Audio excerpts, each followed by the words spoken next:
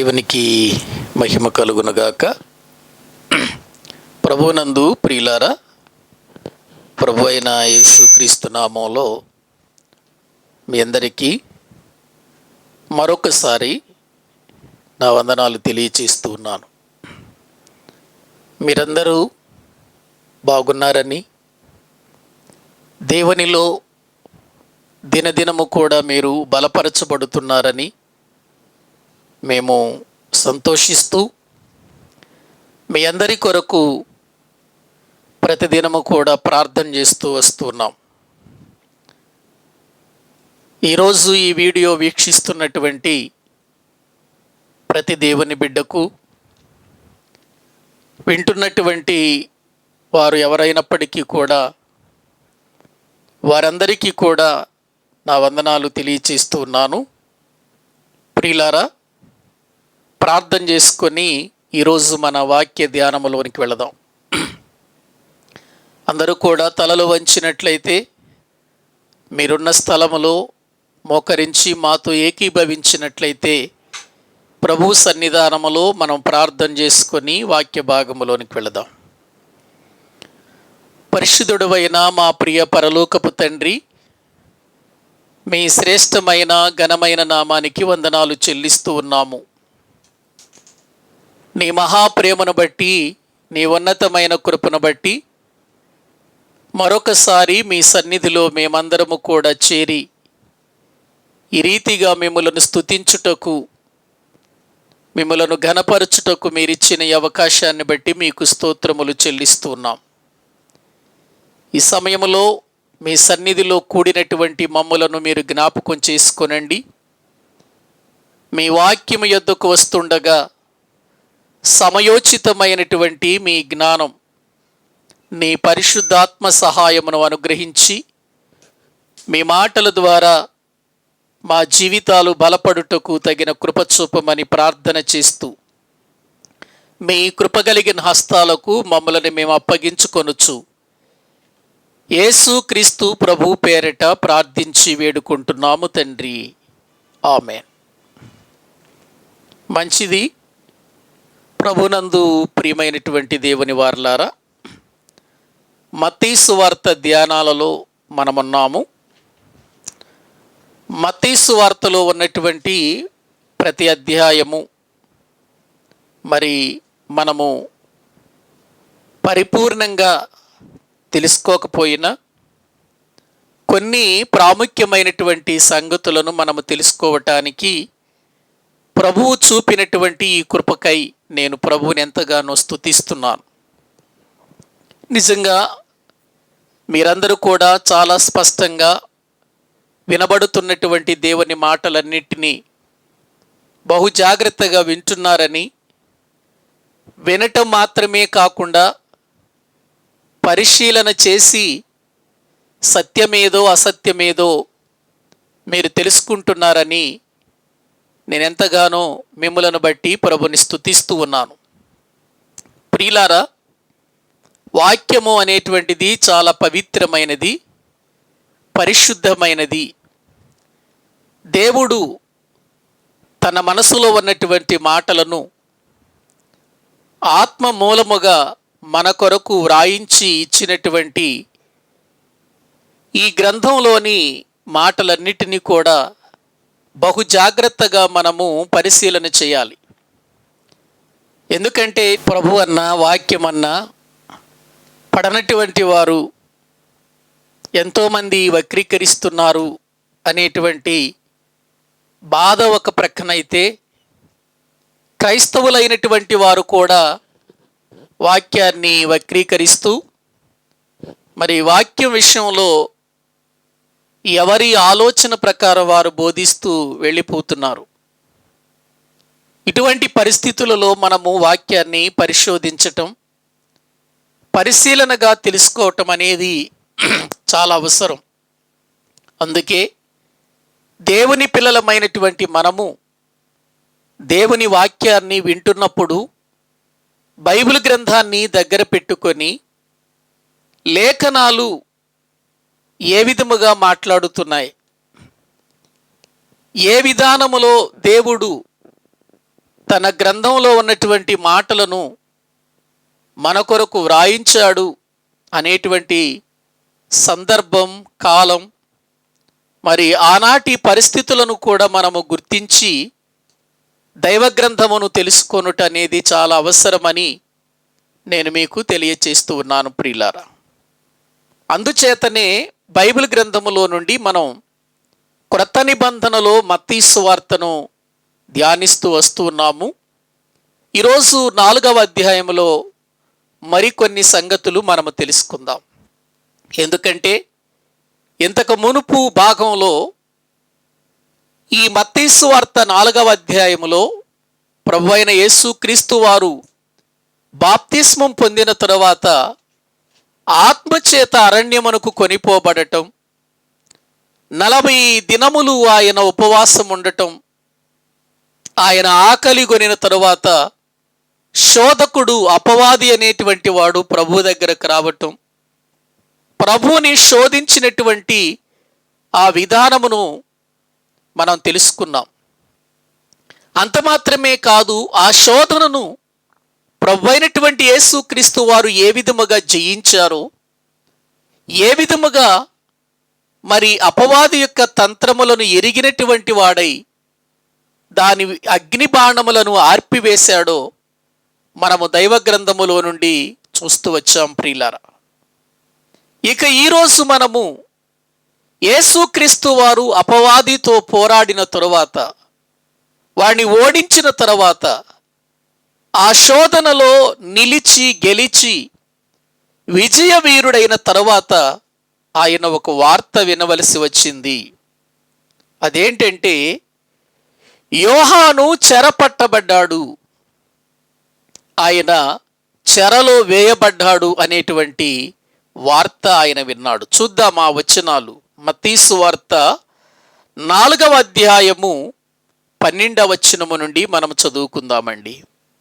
మత్తయి సువార్త 4వ అధ్యాయము 12వ వచనము నుండి మనం చదువుకుంటే, యోహాను చెరపట్టబడినని యేసు విని గలిలయకు తిరిగి వెళ్ళి నజరేతు విడిచి జెబూలూను నఫ్తాలియను దేశముల ప్రాంతములలో సముద్ర తీరమందలి కపెర్నహూమునకు వచ్చి కాపురముండెను. జెబూలూను దేశమును నఫ్తాలి దేశమును యోర్దానుకు ఆవలనున్న సముద్ర తీరమున అన్యజనులు నివసించు గలిలయయు చీకటిలో కూర్చుండియున్న ప్రజలను గొప్ప వెలుగు చూచిరి. మరణ ప్రదేశములోను మరణ ఛాయల్లోనూ కూర్చుండి ఉన్న వారికి వెలుగు ఉదయించెను అని ప్రవక్త అయిన యెషయా ద్వారా పలుకబడినది నెరవేరునట్లు ఇలాగు జరిగెను. అప్పటి నుండి యేసు పరలోక రాజ్యము సమీపించి ఉన్నది గనుక మారు మనసు పొందుడని చెప్పుచు ప్రకటింప మొదలు పెట్టెను. చాలండి ప్రియులారా, చదవబడినటువంటి ఈ వాక్య భాగాన్ని మనం జ్ఞాపకం చేసుకుంటే, శోధకుడు ప్రభువు చేతిలో ఓడిపోయిన తరువాత ప్రియులారా దేవదూతలు వచ్చి ఆయనకు పరిచర్య చేసినట్లుగా మనం చదువుకున్నాం. ఆ తదుపరి ఆయన ఒక వార్త విన్నాడండి. ఏంటి ఆ వార్త అంటే, యోహాను చెరపట్టబడ్డాడు, చెరలో వేయబడ్డాడు అనేటువంటి వార్త వినినట్లుగా దైవ గ్రంథంలో మనము చూస్తున్నాం.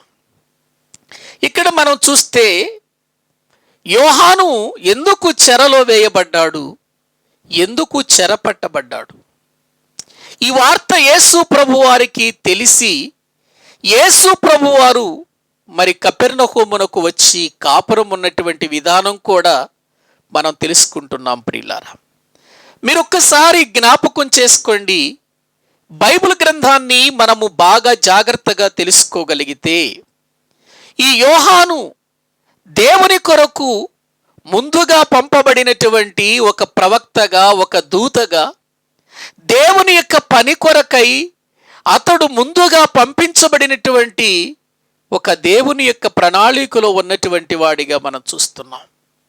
మనం చూసాం కదండి, ఏలియా ఎటువంటి ప్రియులారా యోహాను ఎటువంటి వాడు అని అంటే, ఏలియా ఆత్మ వంటి ఆత్మ కలిగినవాడు.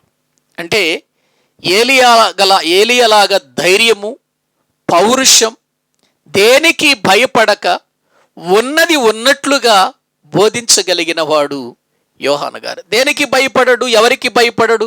అతడు అధికారే కావచ్చు, రాజే కావచ్చు, ఉన్నతమైన స్థాయిలో ఉన్నటువంటి వ్యక్తే కావచ్చు, కానీ తప్పు చేస్తే, తన రాజ్యంలో తప్పు జరుగుతుంటే ఏమాత్రము సహించేవాడు కాదు. ఇదే ఏలియా జీవితంలో కూడా మనం చూస్తున్నాం. ఎందుకంటే ఇక్కడ యోహాను ఎందుకు చెరపట్టబడ్డాడో మనకు తెలియపరచబడాలి అని అంటే, ఒక్కసారి అదే మత్తయి సువార్తలోనికి ప్రియులారా మనము వెళ్ళగలిగితే 14వ అధ్యాయము, ప్రియులారా వాక్యములో నుండి 14వ అధ్యాయము 3వ వచనాన్ని మనము చదువుకుందామండి. మత్తయి సువార్త 14వ అధ్యాయం 3వ వచనం. ఏలయనగా నీవు నీ సోదరుడైన ఫిలిప్పు భార్యయగు హేరోదియను ఉంచుకొనుట న్యాయము కాదని యోహాను చెప్పగా, హేరోదు ఆమె నిమిత్తము యోహానును పట్టుకొని బంధించి చెరసాలలో వేయించి ఉండెను. ప్రియులారా గమనిస్తున్నారా? ఎందుకు యోహాను ప్రియులారా చెరపట్టబడ్డాడు?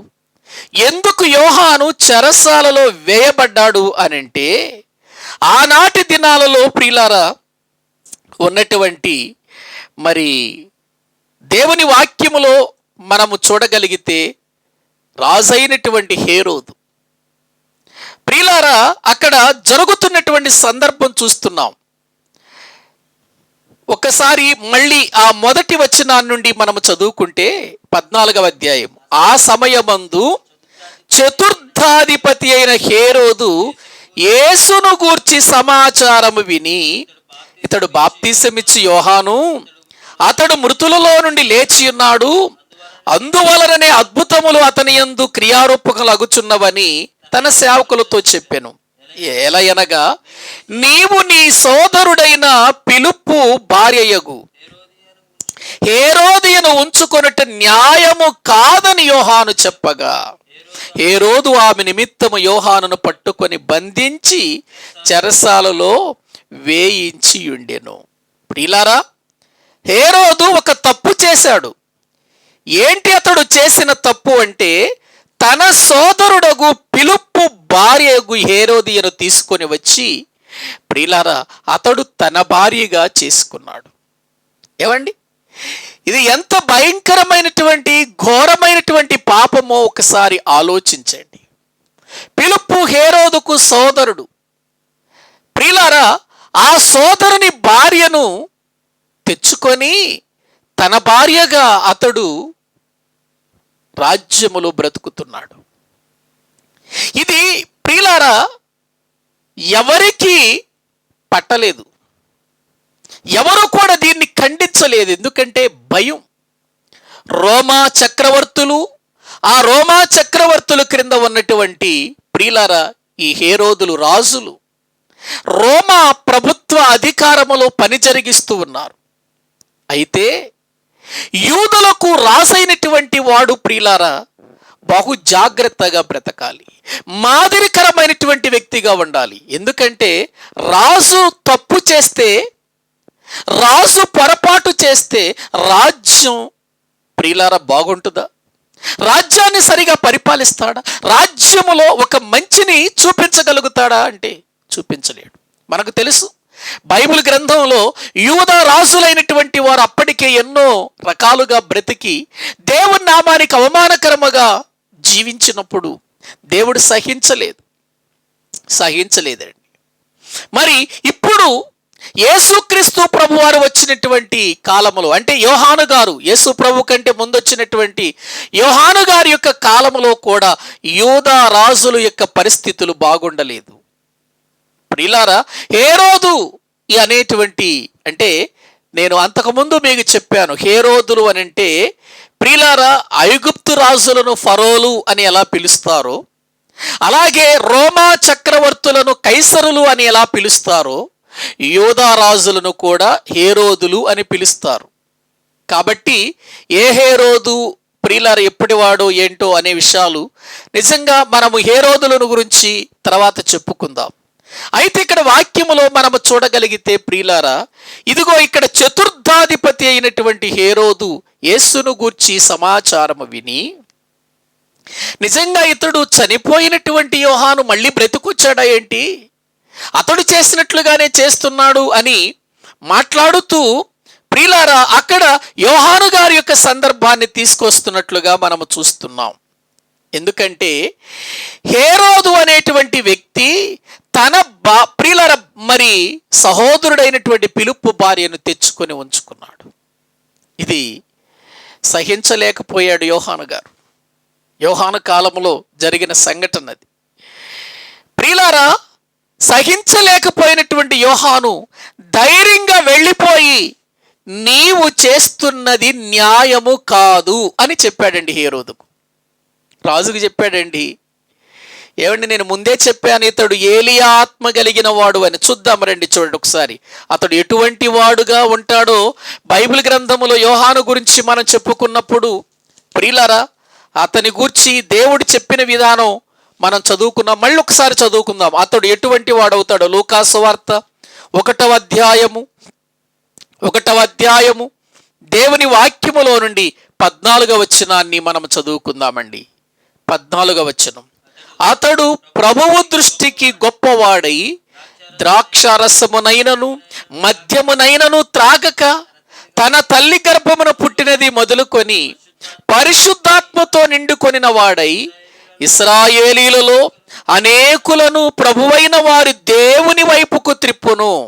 మరియు అతడు తండ్రుల హృదయములను పిల్లల తట్టుకును అవిధేయులను నీతిమంతుల జ్ఞానమును అనుసరించుటకును త్రిప్పి ప్రభు కొరకు ఆయుత్రపడి ఉన్న ప్రజలను సిద్ధపరచుటకై ఏలియా యొక్క ఆత్మయు శక్తియు గలవాడై ఆయనకు ముందుగా వెళ్ళును. ఏలియా యొక్క ఆత్మ, ఏలియా యొక్క శక్తి గలవాడై ఆయనకు అంటే యేసుక్రీస్తుకు ముందుగా వెళతాడు అని చెప్పబడినటువంటి సందర్భం ఇక్కడ మనం చదువుకున్నామండి.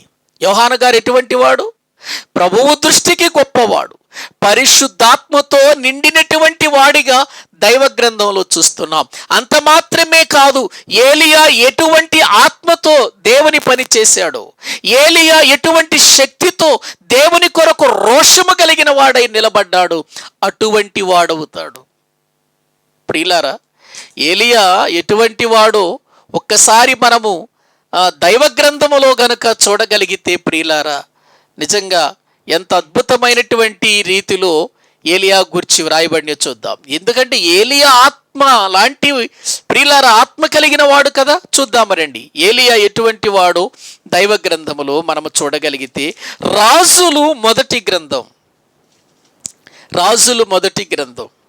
17వ అధ్యాయం మొదటి వచనాన్ని గనుక మనము చదువుకుంటే అక్కడ వ్రాయబడిన మాటలు చూడండి. అంతట గిలాదు కాపురస్తుల సంబంధియును తిష్బీయుడైనటువంటి ఏలియా అహాబు నద్దకు వచ్చి, ఎవని సన్నిధిని నేను నిలబడి ఉన్నానో ఇశ్రాయేలు దేవుడైన ఆ యెహోవా జీవము తోడు, నా మాట ప్రకారము కాక ఈ సంవత్సరములలో మంచైనను వర్షమైనను పడదని ప్రకటించెను. చాలండి, రాజైనటువంటి అహాబు నద్దకు వచ్చినటువంటి ప్రియులారా ఏలియాను మనం చూస్తున్నాం. ఆనాటి దినాలలో ప్రియులారా ఇశ్రాయేలు ప్రజలను పరిపాలిస్తున్నటువంటి రాజు ఎవరంటే అహాబు. ఈ అహాబు దేవుణ్ణి విడిచిపెట్టి అహాబు తన భార్య అయినటువంటి యెజెబెలు మాట విని ప్రియులారా దేవుని యొక్క చిత్తమునకు వ్యతిరేకంగా బ్రతుకుతున్న కాలములో ఏలియా అహాబు దగ్గరకు వచ్చి ప్రకటిస్తున్నాడు. ఏలియా ఏమని ప్రకటిస్తున్నాడు అనంటే, నేను ఎవని సన్నిధిని నిలబడి ఉన్నానో ఆ దేవుని జీవముతోడు, నా మాట ప్రకారం జరుగుతుంది. ఇదిగో ఈ సంవత్సరములలో మంచైనను వర్షమైనను పడదు అని, కరువు వస్తుంది, ఇదిగో ఈ దేశం మీదకి అని ప్రకటించిన వాడు, ధైర్యము వహించిన వాడిగా మనం చూస్తున్నాం.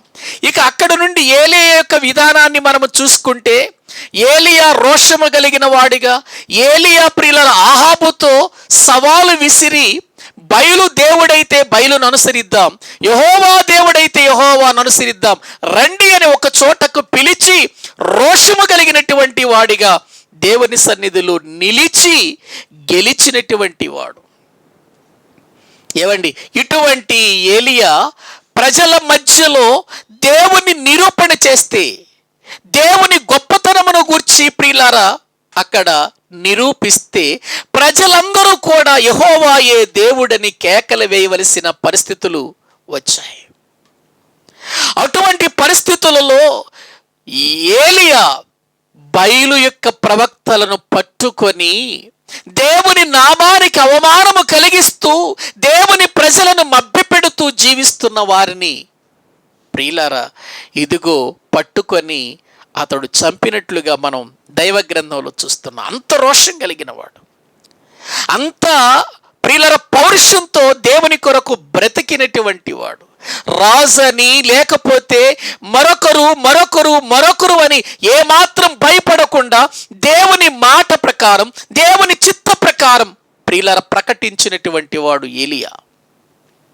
ఇదిగో అటువంటి వాడే మళ్ళీ మనకు క్రొత్త నిబంధనలో కనబడుతున్నాడు. అటువంటి ధైర్యం, అటువంటి శక్తి, అటువంటి ప్రభావము కలిగినటువంటి వ్యక్తి ఎవరు అంటే ఆయనే యోహాను. బాప్తిస్మిచ్చేటువంటి యోహాను కనబడుతున్నాడు. అక్కడ అన్యాయం జరుగుతుంది. రాజైనటువంటి హేరోదు తప్పు చేశాడు. తన సహోదరి భార్య అయినటువంటి హేరోదిని తెచ్చుకొని ఇంట్లో పెట్టుకొని ఆనందపడిపోతూ ఉన్నాడు, సంతోషపడిపోతున్నాడు. ఎవరు ప్రజలు మాట్లాడటం లేదు. అధికారులు ఉన్నారు, శాస్త్రులు ఉన్నారు, పరిసయ్యులు ఉన్నారు, ఎంతో మంది ప్రియులారా బోధ చేసేవారు ఉన్నారు, కానీ ఎవరు కూడా హేరోదును ఖండించటం లేదు. ఎటువంటి పరిస్థితులలో ఇది దేవుని ప్రజల మధ్యలో జరగటం ఇది అన్యాయం. దీని వలన ప్రజలు పాడైపోయే అవకాశం ఉంటుంది. యూదుల రాజే ఒక గొప్పవాడిగా లేనప్పుడు, యూదుల రాజే దారి తప్పిపోయినప్పుడు, యూదులకు రాజుగా ఉన్నటువంటి వాడే త్రోవ తప్పిపోతే ప్రజల యొక్క పరిస్థితి దారుణంగా ఉంటుంది. కాబట్టి ఏ విధము చేతనైనా ఇదిగో రాజు అయినటువంటి హేరోదు దగ్గరికి వెళ్ళి, ఇదిగో నేను తప్పనిసరిగా తన తప్పును తెలియచేయాలి, తప్పనిసరిగా నేను అతని యొక్క అధికారమును ప్రక్కన పెట్టి అతడు చేస్తున్నటువంటి తప్పును ఖండించాలి అని వెళ్ళిపోయి హేరోదు యొక్క తప్పును తెలియచేశాడు. హేరోదు, నీవు చేస్తున్నది తప్పు, న్యాయము కాదు, న్యాయము కాదది. నీ సహోదరి భార్య హేరోదియా, నీ సహోదరి భార్య హేరోదియా, అటువంటి ఆమెను తెచ్చుకొని నీ ఇంటిలో పెట్టుకొని నీ భార్యలాగా ఆనందిస్తున్నావే, ఇది చాలా అన్యాయం అని ఖండితంగా చెప్పాడండి. ఖండితంగా చెప్పాడు. తప్పును తప్పుగా ప్రియులారా తెలియచేశాడు యోహాను గారు. ఎప్పుడైతే యోహాను గారు ఈ విషయాలు తెలియచేశాడో కోపముతో నిండిపోయి సహించలేక, నా తప్పును బయట పెడతాడా, తప్పును దిద్దుకోవలసిన వాడు తన తప్పు బయటపడేసరికి, ఇది న్యాయం కాదని ప్రజల మధ్యలో చెప్పేసరికి ఇది తప్పు అని ఖండించినందుకు ప్రియులారా తప్పు దిద్దుకొని సరిచేసుకోవలసినటువంటి హేరోదు ఏం చేశాడు అంటే వెంటనే యోహానును పట్టుకొని చెరసాలలో వేయించాడు. ప్రియులారా ఇది ఎంత అన్యాయమో ఒక్కసారి మనం ఆలోచించాలి. తప్పును తప్పుగా ఎప్పుడైతే దేవుడు తన యొక్క దాసుని ద్వారా తెలియచేశాడో దిద్దుకోవాలి. ఏవండి, చాలామంది జీవితాల్లో ఇటువంటి పరిస్థితులే కలిగి ఉంటారు.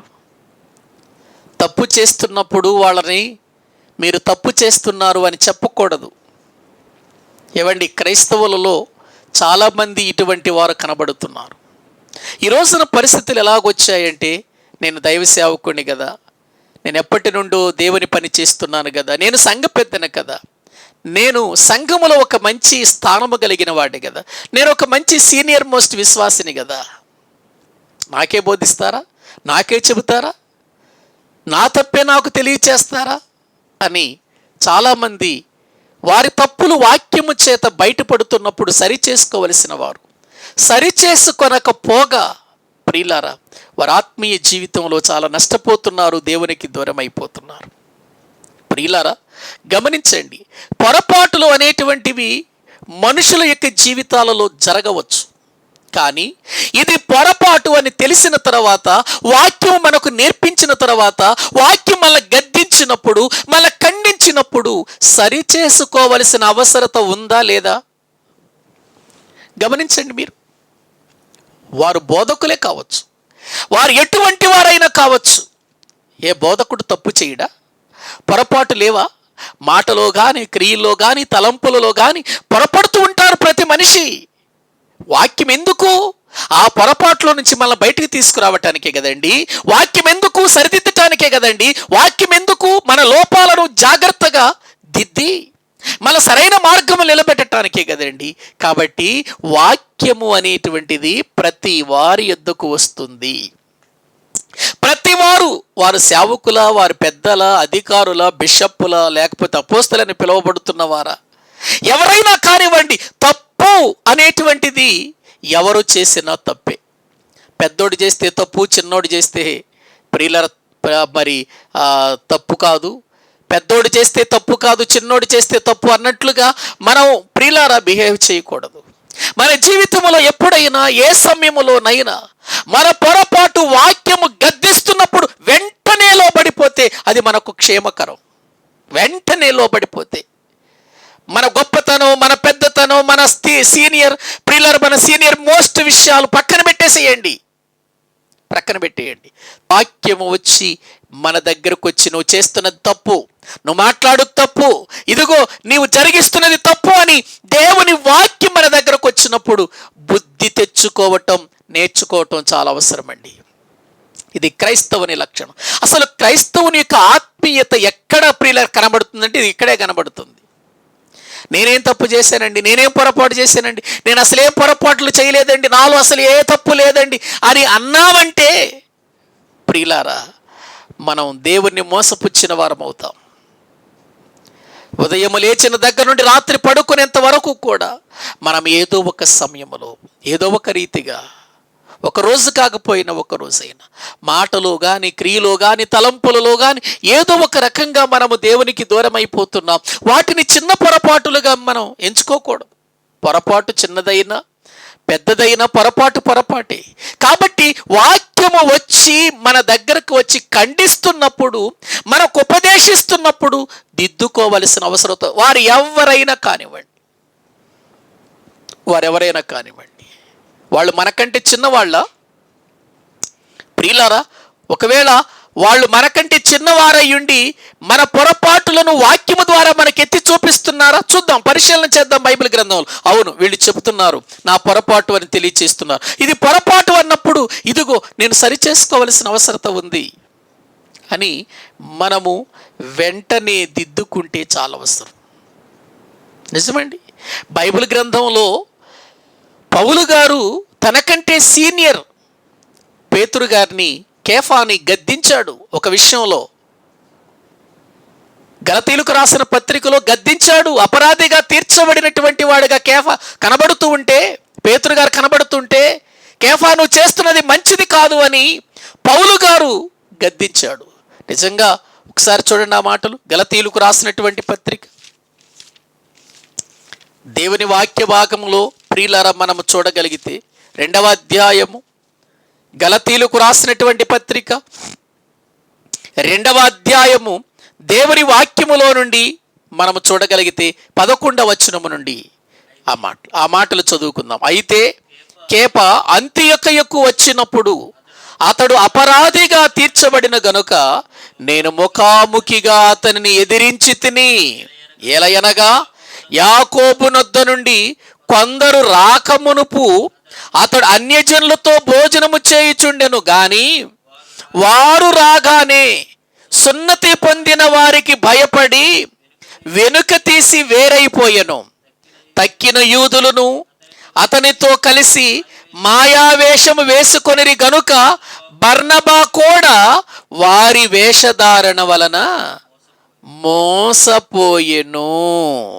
ఏవండి, ఇక్కడ వాక్య భాగములో మనము చూస్తున్నామండి, 11వ వచనం చూస్తున్నాం. కేఫా అంతియొక్కకు వచ్చినప్పుడు అతడు అపరాధిగా తీర్చబడెను.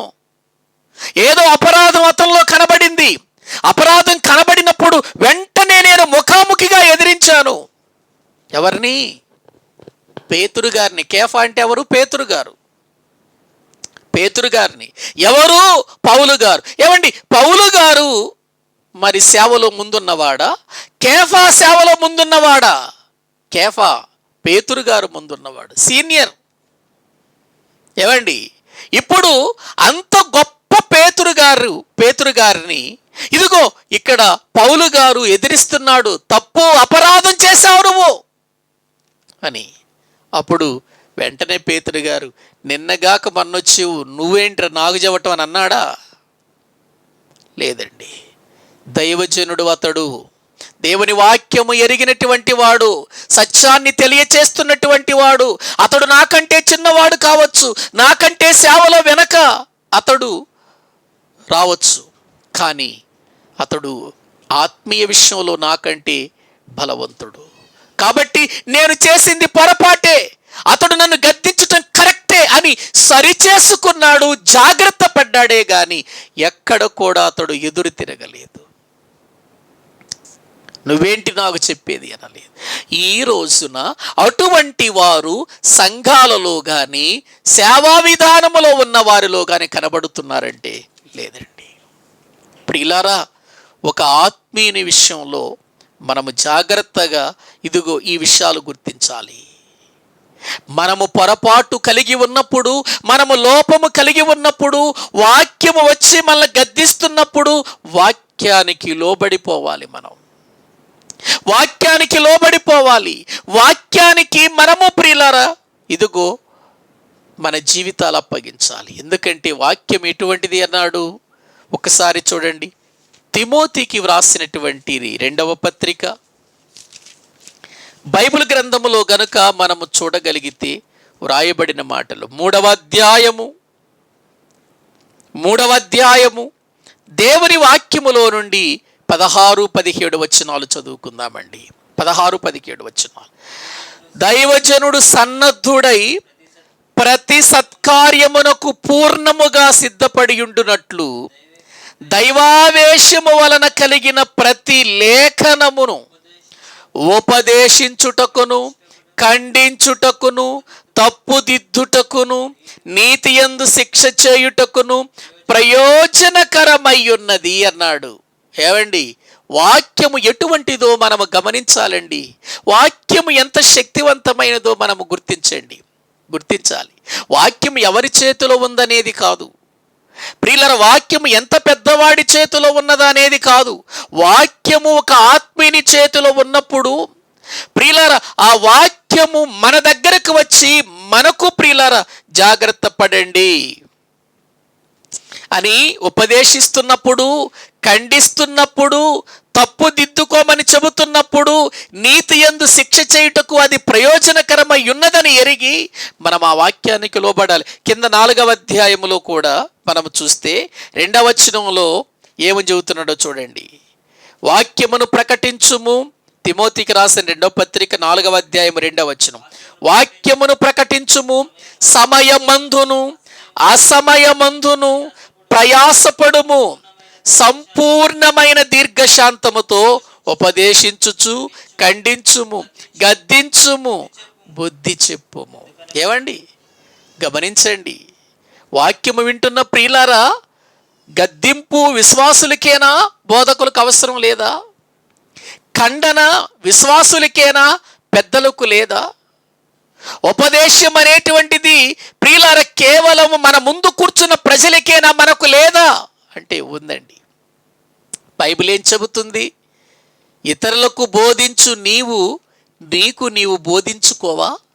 ఏవండి చూడండి, వాక్య భాగములో మనము చూడగలిగితే రోమీలకు రాసిన పత్రిక వాక్యాన్ని గనుక మనము చూడగలిగితే ప్రియులారా, వాక్యం ఏం చెబుతుందో చూద్దాం. రోమీలకు రాసిన పత్రిక 2వ అధ్యాయము 21వ వచనాన్ని మనం చదువుకుందామండి. రోమీలకు రాసిన పత్రిక 2వ అధ్యాయం 21వ వచనం. ఎదుటి వానికి బోధించు నీవు నీకు నీవే బోధించుకొనవా. చాలండి. ఎదుటి వానికి బోధిస్తున్నావే, బోధించే నీవు బోధకుడు కావచ్చు, విశ్వాసివి కావచ్చు, సంఘ పెద్దవు కావచ్చు, లేకపోతే సేవకుడు కావచ్చు. బోధించే ప్రతి ఒక్కడు, బోధ చేసే ప్రతి ఒక్కరు తెలుసుకోవలసిన విషయం తెలుసా? ఎదుటివానికి బోధించు నీవు నీకు నీవు బోధించుకోవా. అంటే ఇప్పుడు బోధించేవాడికి కూడా అవసరమేనా అంటే అవసరమండి. నిజమండి. ఈ రోజున ఈ పరిస్థితులు మన జీవితంలో ప్రియులారా మనము గుర్తించలేకపోవటం వలన చాలా విషయాల్లో నష్టపోతున్నాం. బోధించే నాకు బోధ అవసరం. ముందు కావలసిందే బోధించే నాకు బోధ అవసరం. నాకు నేను బోధించుకోవాలి. ఇతరులకు నేను చెప్పే విషయాలు నాలో ఉన్నాయా? అవి నేను జరిగిస్తున్నానా? ఇతరులకు చెప్పే మాటలు నాలో నెరవేరుతున్నాయా? నేను నెరవేర్చగలుగుతున్నానా? ఇతరులకు నేను నా జీవితంలో నేను చేయగలుగుతున్నానా? అది నాకు నేను బోధించుకోవాలి. నాకు నేను బోధించుకొని ఇతరులకు ఎదుటివానికి బోధించు నీవు నీకు నీవు బోధించుకొనవా. దొంగిలించవద్దని చెప్పి దొంగిలిస్తావా? నువ్వు వ్యభిచరించవద్దు అని నువ్వు వ్యభిచరిస్తావా? అది ఎంతవరకు న్యాయం? ప్రియులారా గమనిస్తున్నారా? కాబట్టి వాక్యము అనేటువంటిది బోధించే బోధకునికి, వినే విశ్వాసికి, అందరికీ అవసరం. అందరికీ అవసరం అది. కాబట్టి నాకు వాక్యంతో పని లేదండి, నాకు బోధతో పని లేదండి, నేను చెప్పటం వరకే, నేను బోధించటం వరకే, నాకేమీ వాక్యంతో పని లేదు అని అనుకుంటే అతడు ఆత్మీయుడు కాదు. ఆత్మీయ స్థితి ఎరిగినటువంటి వ్యక్తి కాదు. వాక్యము తెలిసినటువంటి వ్యక్తి కాదు. కాబట్టి ప్రియులారా, వాక్యము బోధించే నేనైనా, వాక్యము వింటున్నటువంటి మీరైనా, మనమందరము దేవుని వాక్యము దగ్గర ఒక్కటే. వాక్యము దగ్గర మనమందరము సమానులమే. మనమందరము దిద్దుకోవాలి. వాక్యము సరిచేస్తున్నప్పుడు సరిచేసుకోవాలి, తప్పు అని చెప్పినప్పుడు దిద్దుకోవాలి, ఖండించినప్పుడు ప్రియులారా దాన్ని విడిచిపెట్టాలి. ఏదైతే మనలో ఉందో అసలు వాక్యం దగ్గరకు వచ్చేది మనం అందుకు కదండి. ఈ వాక్యము ప్రతిదినము ఎందుకు వినాలి? ఎందుకు ఈ వాక్యం దగ్గరకు రావాలి? ఎందుకు ఈ వాక్యములో ఉన్నటువంటి విషయాలు మనం తెలుసుకోవాలంటే మన జీవితాలను జాగ్రత్త పరుచుకోవటానికి, మనలో ఉన్న లోపాలు సరిచేసుకోవటానికి. మరి ఈ దినాన్న ఇటువంటి పరిస్థితులు సంఘాలలో ప్రియులారా ఉన్నాయా? ఒక సేవకుని దగ్గర నుండి ఒక సామాన్యమైనటువంటి వ్యక్తి వరకు ఇటువంటి పరిస్థితులు ఉన్నాయా అని అంటే లేదు. చాలా స్థలాలలో, చాలామంది జీవితాలలో నాకు వాక్యంతో పని లేదు అనేవారు ఎంతోమంది కనబడుతున్నారండి. వాక్యము నాకు సంబంధించింది కాదు, ఇతరులకు సంబంధించింది అనుకుంటూ మోసపోతూ జీవితంలో దేవునికి దూరమైపోతున్నటువంటి వారు ఎంతోమంది కనబడుతున్నారండి. ప్రియులారా, అటువంటి పరిస్థితులు మన జీవితంలో ఉండకూడదు. ఇందుగో వాక్యములో మనము చూస్తే యోహాను గారు వెళ్ళి హేరోదు చేస్తున్న పొరపాటును ఇదిగో తెలియచేసినప్పుడు దిద్దుకోవలసిన వాడు దిద్దుకోకపోగా కోపంతో యోహానును చెరసాలలో వేయించాడు. ప్రియులారా, దిద్దుబాటు మనకు అసహ్యం కాకూడదండి. బైబిల్ ఏం చెబుతుందో చూడండి. కీర్తనల గ్రంథం 50వ కీర్తన వాక్యాన్ని మనము చూడగలిగితే 17వ వచనం 16వ వచనం నుండి చదువుకుందాం. కీర్తనల గ్రంథం 50వ కీర్తన 16వ వచనం నుండి చదువుకుందాం. భక్తిహీనులతో దేవుడు ఇట్లు సెలవిచ్చుచున్నాడు, నా కట్టడలు వివరించుటకు నీకేమి పని? నా నిబంధన నీ నోట వచించదవేమి? దిద్దుబాటు నీకు అసహ్యము కదా. నీవు నా మాటలను వెనుకకు త్రోసివేస్తావు. ఇదిగో దిద్దుబాటు నీకు అసహ్యం. నా మాటలు నువ్వు వెనుకకు త్రోసివేస్తావు. నా మాటలతో ఎందుకు నీకు సంబంధం? నా మాటలు వివరించుటకు నీకేంటి పని? నా నిబంధన నీ నోట ఎందుకు వచిస్తున్నావు? దిద్దుకోమని చెబితే దిద్దుకొని నీవు నా మాటలు వచించటానికి, నా మాటలు బోధించటానికి, వివరించటానికి నీకేం పని అని దేవుడు అడుగుతున్నాడు. ప్రియులారా, దిద్దుబాటు అనేది చాలా అవసరం. అది మనకు క్షేమం, ఆత్మీయ జీవితానికి క్షేమం. సౌలు దేవుని మాటలు విన్నాడు, దిద్దుకోలేదు. దావీదు ప్రవక్త వచ్చి హెచ్చరిక చేశాడు, నువ్వు తప్పు చేస్తున్నావని, ఏడ్చాడు, దిద్దుకున్నాడు. ఆత్మీయమైన స్థితిలో అభివృద్ధి చెందిన వాడిగా మనం చూస్తున్నాం. ఇలా బైబిల్ గ్రంథంలో ఎంతోమంది వాక్యానికి లోబడి దిద్దుకున్న వారు ఉన్నారండి. మనం ఎంతండి? కాబట్టి ప్రియులారా, దిద్దుబాటు మనకు అసహ్యం కాకూడదు. ఇదిగో దిద్దుబాటు అసహ్యమైంది, నేను రాసును, నేను అధికారము కలిగినటువంటి వాడును, నాకే వచ్చి బోధిస్తాడా? బోధించకూడదా? నువ్వు తప్పు చేస్తే, నువ్వు పొరపాటు చేస్తే నువ్వు బోధించకూడదా? అంటే నువ్వు రాజు అయినంత మాత్రాన తప్పు చేయొచ్చా? నువ్వు రాజు అయినంత మాత్రాన వ్యతిరేకంగా, దేవునికి వ్యతిరేకంగా బ్రతకొచ్చా? దేవునికి వ్యతిరేకమైన కార్యాలు చేయొచ్చా? నీకు బోధ అవసరం లేదా? ప్రియులారా, ఆ మాటలు విన్నటువంటి ఇదిగో ఎప్పుడైతే యోహాను గారు వెళ్ళి, హేరోదు నువ్వు చేస్తున్నది తప్పు, నీ సహోదరుని భార్యను తెచ్చి నీ పెట్టుకోవడం న్యాయం కాదు అని చెప్పినప్పుడు దిద్దుకొని నిజంగా పిలుపు భార్యను అతని యొద్దకు పంపించేసి వేసి సంతోషంగా ఉండంటే ఎంత బాగుండేది, రాజ్యం ఎంత బాగుంటుంది. ప్రియులారా, ఒక రాజు కూడా దేవుని మాటకు లోబడాడు అని ప్రజలు కూడా ఎంతగా దేవుని మహిమపరిచేవారు. అలా కాకుండా ఒక ప్రవక్తను, ఒక ఖండించేవాడిని, ఒక తప్పుదిద్దేవాడిని, వాక్యంతో సరిచేసేవాడిని తీసుకుని వెళ్ళి చెరసాలలో వేయించాడు. ఎప్పుడైతే యోహాను గారు చెరపట్టబడ్డాడు, చెరసాలలో వేయించబడ్డాడు అనే వార్త ప్రభువైన యేసుక్రీస్తు వారు విన్నాడు. వెంటనే ప్రియులారా, ఆయన నజరేతు ఆ ప్రాంతాన్ని విడిచిపెట్టి కపెర్నహూము అనే ప్రాంతాలకు వచ్చేసాడు. గలిలియా ప్రియులారా, వాక్య భాగములో మనం చూస్తే ఆ ప్రాంతాలకు వచ్చేసాడండి. ఒకసారి ఆ మాటలు చదువుకుందాం. మత్తయి సువార్త 4వ అధ్యాయము 16వ వచనం. నజరేతు విడిచి జబూలూను, నఫ్తాలియను దేశముల ప్రాంతములలో సముద్ర తీరమందలి కపెర్నహూమునకు వచ్చి కాపురముండెను. గలిలియా ప్రదేశానికి వచ్చేసాడు.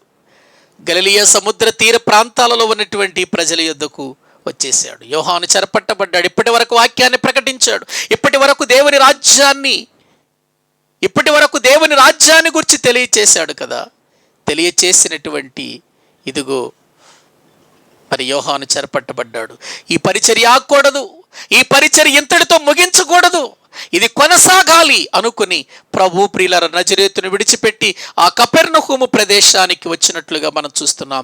అక్కడికి రాగానే అక్కడ ఉన్నటువంటి ప్రజలందరూ అన్యజనులు ప్రియులారు ఎక్కడ కూర్చున్నారు అనంటే చీకటిలో కూర్చున్నారు.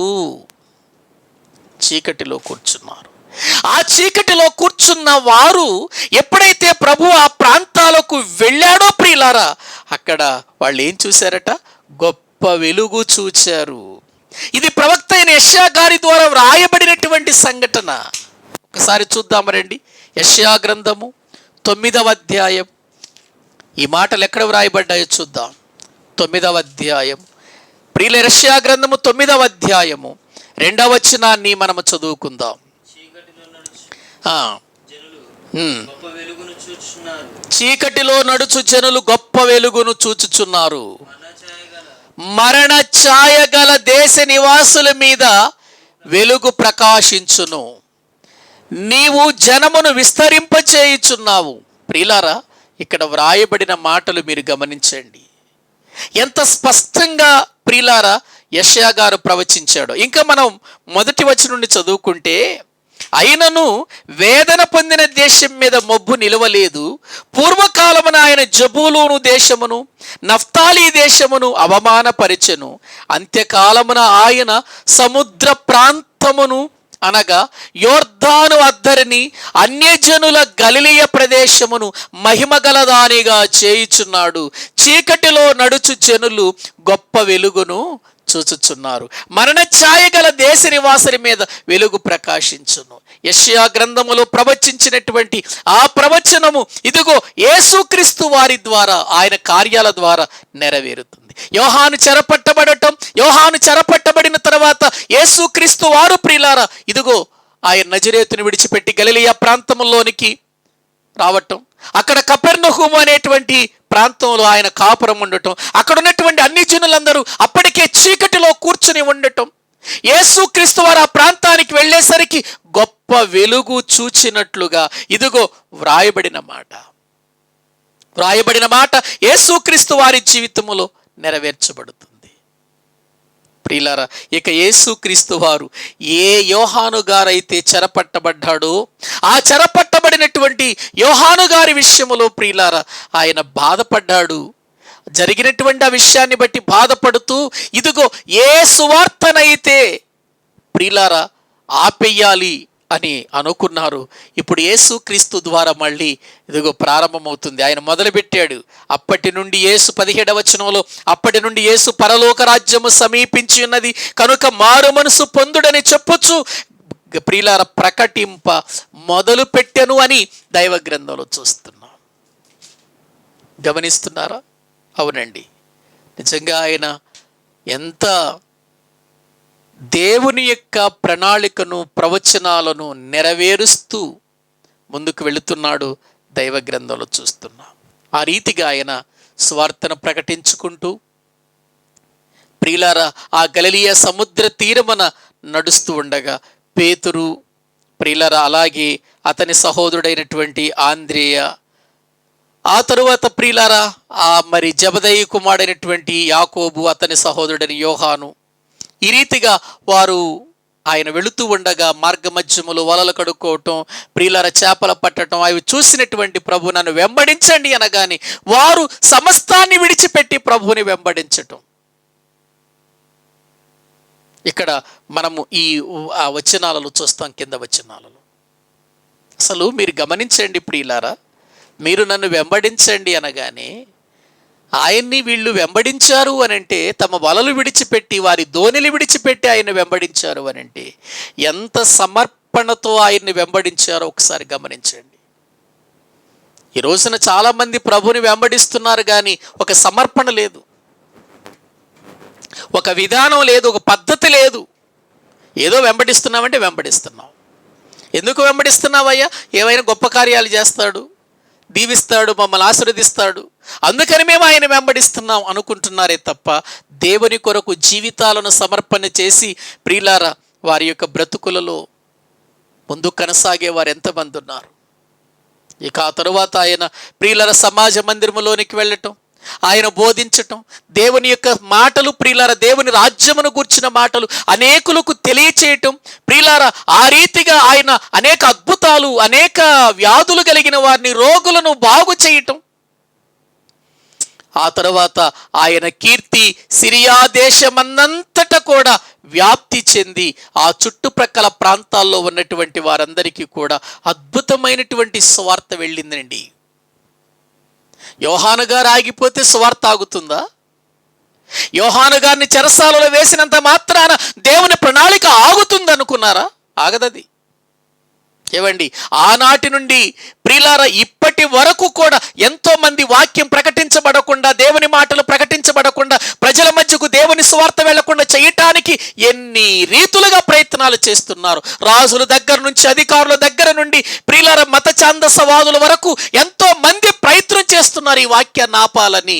ప్రియులార దీన్ని ఆపటం ఎవరి వల్ల కాదు. ఆనాటి నుండి ఈనాటి వరకు విస్తరణ ఎక్కువగా జరుగుతుందే తప్ప ఎక్కడైనా ఆగిపోయిందండి? క్రీస్తు రాకడ వరకు కూడా ఇది జరుగుతూనే ఉంటుంది. ఆటంకపరిచేవారు ఆటంకపరుస్తూనే ఉంటారు, వ్యతిరేకులుగా వారి పనులు వాళ్ళు జరిగించుకుని ఉంటారు. ప్రియమైన దేవుని బిడ్డలారా, వారు ఎన్నో విధాలుగా చెడగొట్టడానికి ప్రయత్నాలు చేస్తూనే ఉంటారు. వారి ప్రయత్నములన్నీ విఫలమైపోతాయి అంతే. దేవుని ప్రణాళిక కింద మానవుని యొక్క ప్రణాళిక ఎటువంటిదండి? అసలు అది లెక్కలోకి తీసుకోవలసినటువంటి విషయం కాదు. ఏవండి, ఒక ప్రక్క వాక్యము విషయంలో ఎన్నో విధాలుగా ప్రియులారా వక్రీకరించే వాళ్ళు ఎక్కువ అవుతున్నా, ఇదిగో ఆ వక్రీకరణను తిప్పి కొడుతూ ప్రియులారా దేవుని యొక్క బోధకులు ఎంతోమంది దేవుని కార్యాలు, దేవుని యొక్క ఘనమైనటువంటి మాటలను ఉన్నతమైన స్థాయిలో చూపిస్తున్నారు. ఆగది సువార్త. ఎవరి వల్ల కాదిది, ఏ రాజ్యము వలన కూడా కాదండి దేవుని వాక్యమును ఆపటం అనేటువంటిది. కాబట్టి ఇక్కడ వాక్య భాగములో ఆయన ప్రియులారా ఒక్కసారి మనము చూడగలిగితే 24వ వచనములో 4వ అధ్యాయం, ఆయన కీర్తి సిరియా దేశమంతట వ్యాపించెను, నానా విధములైన రోగముల చేతను వేదనల చేతను పీడింపబడిన వ్యాధిగ్రస్తులనందరినీ, దయ్యము పట్టిన వారిని, చాంద్ర రోగులను, పక్షవాయువు గల వారిని వారు ఆయన యొద్దకు తీసుకొని రాగా ఆయన వారిని స్వస్థపరిచెను. గలిలియా, దెకపొలి, యెరూషలేము, యూదయను ప్రదేశముల నుండి, యోర్దానుకు అవతల నుండి బహు జన సమూహములు ఆయనను వెంబడించటం ప్రారంభించారు. ప్రియులారా, వాక్యమును వింటున్నటువంటి మనము గుర్తించాలి, ఆలోచించాలి. వాక్యము ఆగిపోయేది కాదండి. వాక్యమును ఆపగలిగిన శక్తి ప్రపంచ చరిత్రలో ఏ అధికారానికి లేదు. అది దేవుని మాట కదండి, శక్తివంతమైన మాట కదండి, అది ఉన్నతమైన మాట కదండి, అది లోకాలను సృజించిన మాట కదండి, ఈ సర్వ విశ్వాన్ని కూడా ప్రియులారా నిర్మించినటువంటి మాట కదండి. అది ఆ మాటలు ఆగిపోవటం చాలా కష్టమండి. అది ఎవరి వల్ల కాదండి. ఇదిగో ఇంకా విస్తరిస్తుంది, సిరియా దేశానికి వెళ్ళిపోయింది. దెకపొలి, ప్రియులారా ఇదిగో యోర్దాను అవతల ఇంకా అనేక ప్రాంతాలకు వెళ్ళిపోతే ఆ చుట్టుప్రక్కల ఉన్నటువంటి ప్రజలందరూ కూడా ఆయనను వెంబడిస్తున్నట్లుగా దైవ గ్రంథంలో మనం చూస్తున్నాం. ఈ 4వ అధ్యాయం మన జీవితానికి ఎంత గొప్ప పాఠాలు నేర్పిస్తుందో మనం ఆలోచించాలి. శోధకుడు కనబడుతున్నాడు, ఆ తర్వాత ప్రియమైనటువంటి దేవుని బిడ్డలారా శ్రమ కనబడుతుంది, ఆ తదుపరి ఆ శ్రమలో కూడా దేవుని పని విస్తరణ కనబడుతుంది. ఈ 4వ అధ్యాయం మనకు అదే నేర్పిస్తుంది. శోధకుడు ఉంటాడు, ఈ భూమి మీద ఉన్నాడు, వాడు పని చేస్తున్నాడు, వాడిని జయించాలి. మరో ప్రక్క మన జీవితాలలో అనేక నిందలు అవమానాలు పడాలి దేవుని కోసం. దేవుని కోసం అవసరమైతే ప్రాణాలు విడిచిపెట్టవలసిన పరిస్థితులు కూడా వస్తాయి, దానికి కూడా మనం తలవంచాలి. అయితే వాక్యానికి లోబడి వాక్య ప్రకారం బ్రతుకుతూ ఈ శ్రమలైన, కష్టాలైన, హింసలైన దేవుని సువార్తను అద్భుతమైన విధానంగా మనము లోకానికి తీసుకుని వెళ్ళి లోకానికి పరిచయం చేసి నరకము నుండి ప్రజలను తప్పించటమే మన పని. నిత్య నరకానికి జారిపోతున్న వారిని ప్రియులారా ఇదిగో పరలోకమునకు చేర్చటమే మన పని. కాబట్టి దేవుని మాటలు వింటున్న వారులారా, దేవుని యొక్క శక్తి, దేవుని ఉన్నతమైనటువంటి స్థితి మనం ఎరిగిన వారమై ఆ ఉన్నతమైన స్థితిని, ఆ శక్తిని గురించి లోకానికి ప్రకటిస్తూ బలమైనటువంటి వ్యక్తులుగా దేవుని కొరకు బ్రతుకుతూ మన జీవితాలు అనేకులను ప్రభు యొద్దకు నడిపించటానికి, మనము బ్రతికి ఉన్నంత వరకు క్రీస్తు రాకడ వరకు పని చేయటానికి, దేవునిలో బలవంతులుగా ముందు కొనసాగటానికి మనము దేవునికి ఒక సమర్పణ జీవితంతో అర్పించుకొని ముందుకు వెళదాం. అట్టి కృప దేవుడు మనందరకు దయచేయాలని కోరుకుంటూ ప్రార్థన చేసుకుందాం. తలల వంచండి, ప్రార్థన చేసుకుందాం.